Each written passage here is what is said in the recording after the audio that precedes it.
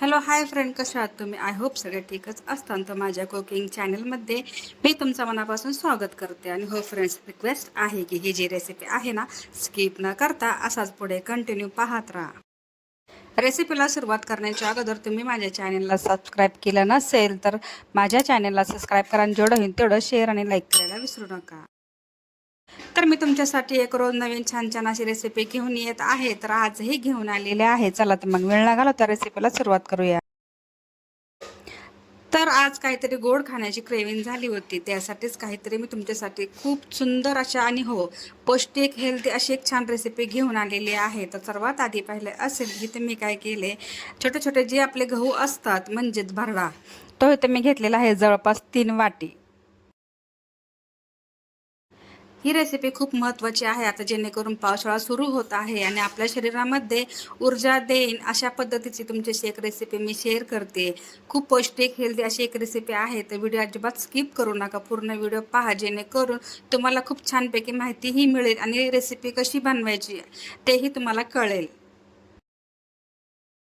आपण दल्यासाठी जो गहू वापरतो ना, तोच इथं मी वापरलेला आहे बारीक बारीक. त्याच्यापेक्षाही थोडासा ना मोठा मिळतो. जर तुम्हाला तो आवडत असेल तुम्ही तेही घेऊ शकता. माझ्याकडे अवेलेबल हाच होता, मी हाच घेतलेला आहे. तर तुम्ही इथं पाहू शकता, कढईमध्ये थोडंसं इथं मी घेतलेलं आहे साजूक तूप आणि त्या तुपामध्ये मी तर खोबऱ्याचे काही तुकडे केलेले आहेत. तर तुम्हाला जर आवडत असतील ना तर तुम्ही इथं घेऊ शकता, नाहीतर स्किप करू शकता. पण ह्या रेसिपीमध्ये ना खोबरं टाकल्याच्या नंतर त्या रेसिपीची चव आहे ना खूप सुंदरपैकी वाढते. तर तुम्ही पाहिलं असेल की खोबऱ्याचे तुकडे जे आहे ना, तर लाईट गोल्डन म्हणजे थोडेसे ना गोल्डन कलर येईपर्यंत आपण हे तुपामध्ये ना परतून घेतले. ते एका प्लेटमध्ये काढून घेतले. त्याच्यासोबतच आपण इथं काय केले, बदामाचे काही तुकडे घेतले, ते काजूचे काही तुकडे गेलेत. आता ह्याला काय करायचं, तेही आपल्याला ना थोडंसं ह्याचा कलर चेंज होईपर्यंत ना तुपामध्ये परतून घ्यायचे. आता हे ते पण छानपैकी परतून झाले. ते आता ह्याला काय करू, एका प्लेटमध्ये काढून घेऊया. आता ही जी रेसिपी आहे ना फ्रेंड्स, ही रेसिपी म्हणजेच माझ्या मम्मीच्या तोंडून मी ऐकली की आम्ही ही रेसिपी खाल्ली. पण मी माझ्या सासरी आल्याच्या नंतर ही रेसिपी खाल्ली, म्हणजे मला पाहायला भेटली आहे. त्याच्या अगोदर मी कधी पाहिलीही नव्हती. तर तुम्ही कधी खाल्ली हे मला नक्की कॉमेंटमध्ये सांगा आणि कशी लागते तेही मला नक्की सांगा. तर आता ही रेसिपी बनवण्यासाठी ना मी कुकर घेतला आहे. कुकरमध्ये ना थोडंसं तूप जे आहे थोडंसं जास्त प्रमाणात वापरलं आहे. जर तुम्हाला कमी टाकायचं असेल ते तुम्ही कमी टाकू शकता. तर तुम्ही पाहिलं असेल की तर ना खजुराचे मी काही तुकडे करून घेतले ते. त्याचे बीन्स जे आहे ते साईडला काढून घेतले आणि खसखस टाकली आहे. खसखसशिवाय ही रेसिपी परफेक्टच बनत नाही. तर तुम्ही पाहिलं असेल की आपलं जी खारीक आहे ना तुपामध्ये थोडंसं परतून घ्यायचं आहे. थोडंसं त्याला ना सुनहरी कलर येईपर्यंत तुपामध्ये परतून घ्यायचे. आणि आपण काय केलंय, आता खसखस जर तुम्हाला मिक्सरमध्ये बारीक करून टाकायची असेल तेही टाकू शकता. तर मी अख्खीच टाकली आहे. अख्खी टाकल्याच्या नंतर त्याची टेस्ट खूप छान लागते. आणि त्याच्यासोबतच मी काय केले, थोडेसे मनुके आहे तेही तुपामध्ये परतून घेतल्यात. हे जिन्नस जे आहेत ना तुपामध्ये परतल्याच्या नंतर तुम्ही पाहिलं असेल की आपण इथं काय केलंय, तुम्हाला परफेक्ट असं मेजरमेंट दाखवलं की तुम्ही डोळे बंद करून ही रेसिपी बनवू शकता. 3 वाटी मी घेतलेला आहे गहू. म्हणजे आमच्याकडे ना भरडा म्हणतात. तुमच्याकडे काय म्हणतात ते तुम्ही मला नक्की कॉमेंटमध्ये सांगा. आता ह्याला काय करा, ह्या गव्हाला ना खूप छानपैकी भाजायचे. जशा पद्धतीने आपण आहे ना रवा भाजतो तशाच पद्धतीने ह्या गव्हाला भाजून घ्यायचे. आणि त्या कढईमधलं जे तूप होतं ना आपण ह्याच्यामध्ये ॲड केले. वायाला जाऊन द्यायचं नाही अजिबात. तर आता हे गहू जे आहे ना ते छानपैकी ह्याला ना कलर तुम्ही पाहू, जसं जसं तुम्ही भाजताना तसं तसं तुम्हाला कळेल की ह्याचा कलर कसा चेंज झालेला आहे. असं म्हणजे एकदम हलकासा ना असं लालसर कलर आला ना तर म्हणायचं की आपले जे म्हणजे गहू आहे ते छानपैकी तुपामध्ये परतले गेलेत. आता तुम्ही पाहू शकता इथं की आपल्या गव्हाचा जे भरडा आहे ना तो थोडा थोडा ह्याचा कलर चेंज व्हायला सुरुवात झाली आहे. आणि ह्याचा जसा जसा कलर चेंज व्हायला सुरुवात होती ना तशाच पद्धतीने घरात आहे ना खमंग असा वास सुटायला सुरुवात होते. जशा प्रकारे आपण रवा भाजतो तशाच पद्धतीने ह्या भरड्यालाही भाजून घ्यायचे.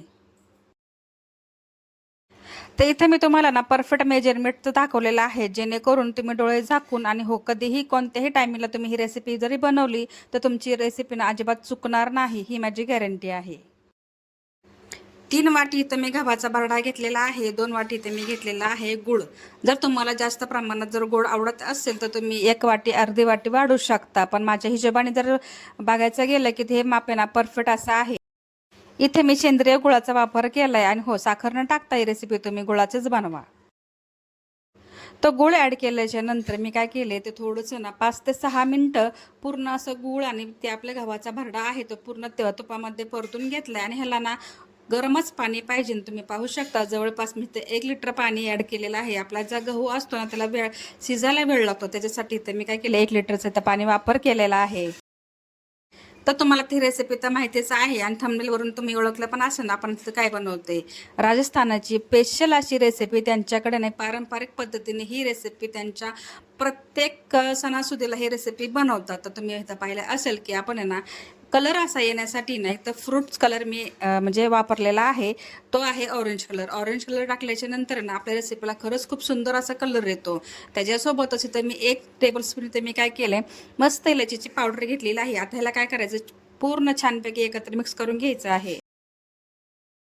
पाहताच तोंडाला पाणी सुटेल अशा पद्धतीचं ही रेसिपी आहे. आणि हो, गोड खाण्याची क्रेविंग जर झाली तर ही तुम्ही हेल्दी पौष्टिक रेसिपी असे बनवून खा, जेणेकरून आपली ऊर्जा आहे तशी राहील आणि आपल्याला विटनेसपणा येणार नाही आहे.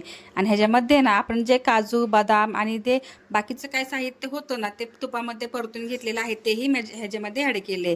आणि खोबरं टाकल्याच्या नंतर ही रेसिपी ना एकदम कंप्लीट अशी होती. आता लाईट गेली होती म्हणून तो जास्त व्हिडिओ काय दाखवला नाही.